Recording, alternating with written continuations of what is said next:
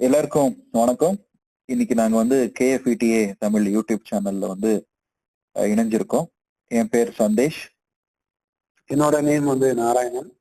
So நாங்க 2 பேரும் வந்து பாத்தீங்கன்னா இப்போ தொடர்ந்து வந்து நிறைய பொருளாதார ரீதியான தகவல்களையும் சேமிப்பு குறித்த தகவல்களையும் அதே போல வந்து பாத்தீங்கன்னா பங்குச்சந்தை குறித்த தகவல்களையும் இன்னும் பல விஷயங்களை வந்து இந்த ஒரு யூடியூப் சேனல்ல வந்து நாங்க விவரமா வந்து நேயர்களுக்காகவே சில கேள்விகளுக்கு வந்து பதில்களை வந்து அளிக்கிறது விதமாக இந்த ஒரு யூடியூப் சேனல் வழியாக உங்களிடம் நாங்க வந்து சந்திக்கிறோம்.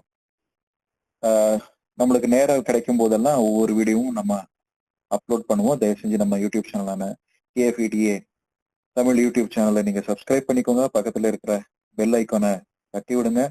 நோட்டிபிகேஷன் அப்பப்போ கிடைக்கும். அதுக்கு ஏற்றபடி நீங்க வந்து பாத்தீங்கன்னா நம்மளுடைய வீடியோஸ்ல வந்து சிறப்பான தகவல்களை வந்து நீங்க பெற்றுக்கொள்ளலாம். நம்ம ஸ்டார்ட் அப் பத்தி நிறைய பேசியிருக்கோம். ஸ்டார்ட் அப் பண்ணணும் அப்படின்னு நினைக்கிறதுல இந்த ஆண்கள் மட்டும் இல்ல, பெண்களுக்கும் பங்கு இருக்கு. அவங்களும் நினைச்சாங்கன்னா பண்ண முடியும் அப்படின்றது வந்து கொஞ்சம் தெளிவாகவே சொல்லியிருக்கீங்க. பெண்களுக்கு இது ரொம்ப உதவிகரமா இருக்கும் அப்படின்னு நான் நம்புறேன். பெண் இந்த வீடியோ பார்த்துட்டு இருக்க பெண்கள், நீங்க உங்களோட ஃப்ரெண்ட்ஸோ இல்லை நீங்களும் வந்து ஸ்டார்ட் அப் பண்ணணும்னு நினைச்சிட்டு இருக்கீங்க அப்படின்னா இந்த வீடியோவை கண்டிப்பா நீங்க பாருங்க ஃபுல்லாவே.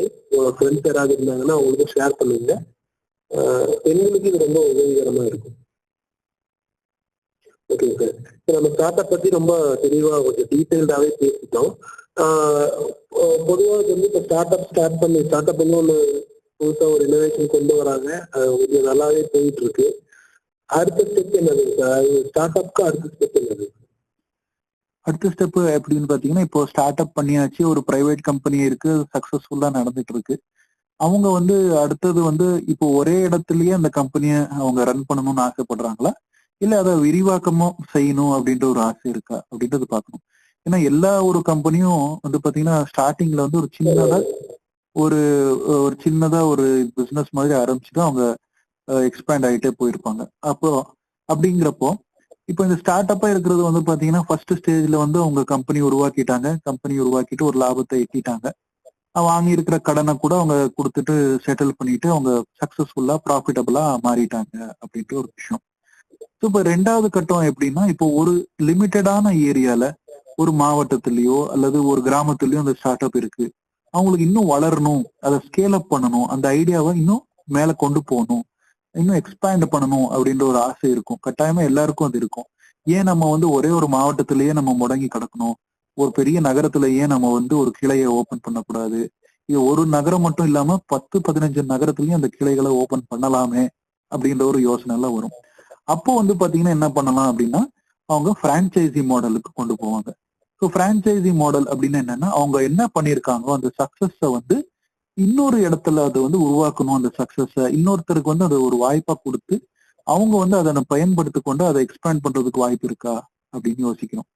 அந்த பிரான்ச்சைசி மாடல்ல வந்து பாத்தீங்கன்னா என்னன்னா, அவங்க என்ன ஐடியால கொண்டு வந்து அவங்க செஞ்சிருக்காங்களோ அந்த ஸ்டார்ட் அப்ப, அதை வந்து வேற இடத்துல அப்ளை பண்ணிட்டு வேற நபர்கள் வந்து அந்த பிரான்ச்சைசி வாங்கி அவங்க அதுக்கு வந்து கேபிட்டல்ல கொடுத்து அமௌண்ட் வந்து அவங்க கொடுத்து அதுக்கு ஏற்ற மாதிரி ஃபீஸ் எல்லாம் பிரான்ச்சைசி ஃபீஸ் எல்லாம் அவங்க கொடுத்தாங்கன்னா அவங்களே இதை வந்து இண்டிபெண்டா அவங்களுடைய ஊர்லயும் அவங்களுடைய கிராமத்திலயோ அல்லது அவங்களுடைய மாவட்டத்திலயோ அதை வந்து திறந்துட்டு அவங்க அதை இது பண்ணலாம் அப்படின்ற ஒரு விஷயம். ஸோ அந்த பிரான்ச்சைசி மாடலும் சக்சஸ்ஃபுல்லா இருக்கு. அதுக்கப்புறம் வந்து பாத்தீங்கன்னா அந்த மாவட்டத்துல இருந்து ஒரு ஸ்டேட் ஃபுல்லா அது பரவிருச்சுன்னு வச்சுக்கலாம் அந்த பிரான்ச்சைசி. ஸோ நிறைய கிளைகள் வந்துருச்சு அந்த ஸ்டார்ட் அப் கம்பெனிக்கு. ஸோ அதுக்கப்புறம் வந்து என்ன யோசிக்கிறாங்க அந்த ஸ்டார்ட் அப் கம்பெனில அப்படின்னா, இல்ல நான் வந்து ஏன் ஒரு ஸ்டேட்டுக்கு மட்டும் ஒரு மாநிலத்துக்கு மட்டும் நான் வந்து முடங்கி கிடக்கணும், ஏன்னா இந்தியா ஃபுல்லா வந்து என்னுடைய பிரான்ச்சஸ் நான் ஓபன் பண்ணலாமே அப்படின்ற ஒரு ஆசை வரும். ஸோ அந்த மாதிரி இந்தியா ஃபுல்லாவும் நான் வந்து என்னுடைய பிரான்ச்சஸ் நான் ஓபன் பண்ணணும் அப்படின்னா ஸோ என்ன பண்ணலாம் அப்படின்ற ஒரு சிந்தனை ஓடும். ஸோ அந்த சிந்தனை ஓடிட்டு இருக்கிறப்போ பொதுவா என்ன பண்ணுவாங்க அப்படின்னா, பேங்க்ல ஏற்கனவே வந்து லோன் வாங்கியிருப்போம், அந்த லோனுக்கு ஏற்ற மாதிரி எடுத்து அதை வந்து எக்ஸ்பேண்ட் பண்றதுக்கும் நம்ம பயன்படுத்தியிருப்போம். அதுக்கப்புறம் வந்து பாத்தீங்கன்னா நெக்ஸ்ட் வந்து தனிப்பட்ட பிரைவேட் இன்வெஸ்டர்ஸ் வழியாக வந்து காசு வந்து திரட்டி இருக்கலாம். ஸோ அதையும் மீறி அரசாங்கத்தின் வழியாக கூட நான் இப்ப ஏற்கனவே சொன்ன மாதிரி ஸ்டார்டிங்ல இந்த ஃபண்ட்ஸ் வழியாக அவங்க வந்து யூஸ் பண்ணிருக்கலாம்.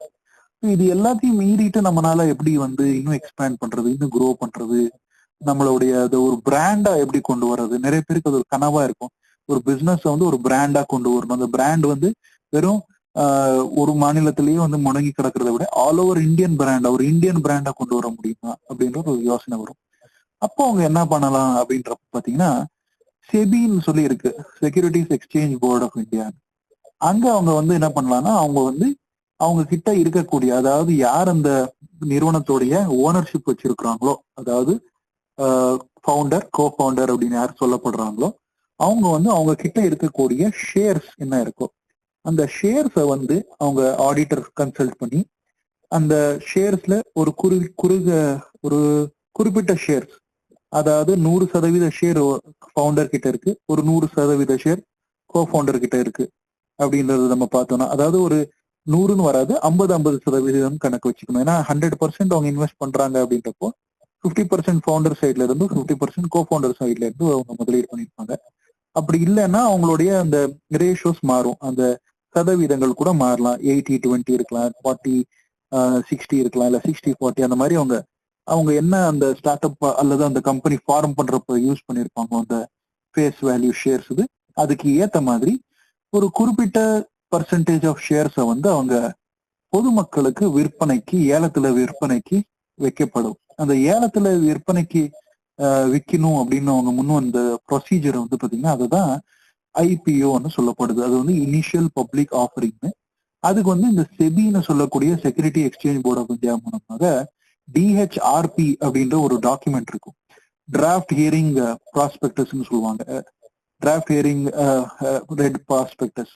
அது டிஹெச்ஆர்பில வந்து பாத்தீங்கன்னா அதை வந்து சப்மிட் பண்ணுவாங்க செபிக்கு. அவங்க வந்து அந்த டாக்குமெண்ட் எல்லாம் பார்த்து அவங்களுடைய A to Z டேட்டா எல்லாம் கலெக்ட் பண்ணியிருப்பாங்க. ஸோ அந்த டேட்டால வந்து பாத்தீங்கன்னா என்னென்ன கிளைகள் வச்சிருக்காங்க, அவங்களுடைய லோன் எவ்வளவு இருக்கு, கடன் எவ்வளவு இருக்கு, அதே வந்து பாத்தீங்கன்னா அவங்களுடைய ப்ராஃபிட்டபிலிட்டி எவ்வளவு இருக்கு, ஸோ இது எல்லாமே வந்து பாத்தீங்கன்னா அவங்க பார்ப்பாங்க. ஸோ அந்த டிராஃப்ட் ரெட் ஹேரிங் ப்ராஸ்பெக்டஸ், இந்த டிஆர்ஹெச்பின்னு சொல்லுவாங்க, அந்த டிஆர்ஹெச்பி அந்த டிராஃப்ட் ரெட் ஹேரிங் ப்ராஸ்பெக்டஸ் டாக்குமெண்ட்டை வந்து அந்த கம்பெனி வந்து செபிக்கு வந்து ரெஜிஸ்டர் பண்ணிட்டு அவங்க வந்து என்ன பண்ணுவாங்கன்னா அதுல மேனேஜ்மெண்ட் சம்மந்தப்பட்ட தகவலா இருக்குன்னா, ஃபைனான்சியல் ஹெல்த் கம்பெனி இது, அதே போல வந்து இன்வெஸ்ட்மெண்ட் வந்து எங்கெங்க இந்த கம்பெனி முதலீடு செஞ்சிருக்காங்க அந்த தகவலா இருக்கட்டும், அதுக்கப்புறம் இந்த கம்பெனியுடைய ஃபவுண்டர், கோ ஃபவுண்டர் எக்ஸ்பீரியன்ஸ், அவங்களோட எக்ஸ்பீரியன்ஸ், பேக்ரவுண்டு, எல்லா தகவலும் வந்து பாத்தீங்கன்னா ஒரு ஓப்பன் டாக்குமெண்டா, அதாவது எந்த விதமான இது இல்லாம, பிழைகள் இல்லாம வந்து பாத்தீங்கன்னா அதை சப்மிட் பண்ணணும். அது சப்மிட் பண்ண பிறகு அந்த செபி வந்து அதை பார்த்து ரிவ்யூ பண்ணி ஏதாவது சேஞ்சஸ் இருந்துச்சுன்னா அந்த சேஞ்சஸை வந்து கூட சொல்லுவாங்க. அந்த சேஞ்சஸ் எல்லாம் ஆன பிறகு அப்ரூவல் வந்து ஸ்டேஜுக்கு வந்த பிறகு, ஓகே அப்ரூவல் பண்ண பிறகு ஒரு குறுகிய டேட்டை வந்து நிர்ணயிக்கிறாங்க. ஸோ அந்த டேட்ல வந்து பாத்தீங்கன்னா சரி நேயர்களே, இந்த தகவல் எல்லாம் உங்களுக்கு பிடிச்சிருக்கும் நாங்க நம்புறோம், கருதுகிறோம். அதுக்கேற்ற மாதிரி வந்து பாத்தீங்கன்னா உங்களுக்கு சில கேள்விகள் ஏதாவது இருந்துச்சுன்னா கமெண்ட் வழியாக வந்து தயவு செய்து பேசவும், நம்மளுக்கு வந்து தகவல்களை வந்து நீங்க அனுப்பவும். உங்களுக்கு இந்த வீடியோ பிடிச்சிருந்தது அப்படின்னா சப்ஸ்கிரைப் பண்ணுங்க, லைக் பண்ணுங்க. வேற ஒருத்தவங்களுக்கும் இது யூஸ்ஃபுல்லா இருக்கும், அவங்களுக்கும் தெரியணும் அப்படின்னு நினைச்சீங்க அப்படின்னா அவங்களுக்கு ஷேர் பண்ணுங்க. உங்களோட கமெண்ட் ஏதாவது இருந்தது, நீங்க தெரிஞ்சுக்க வேண்டியது ஏதாவது இருந்தது, உங்களுக்கு கொஸ்டின் ஏதாவது இருக்கு அப்படின்னா அதை வந்து எங்களோட கமெண்ட் பாக்ஸ்ல போடுங்க. அதுவும் நாங்க வந்து எடுத்து டிஸ்கஸ் பண்றோம். உங்களுக்கு அது யூஸ்ஃபுல்லா இருக்கும் அப்படின்னு நாங்க நம்புறோம். தேங்க்யூ.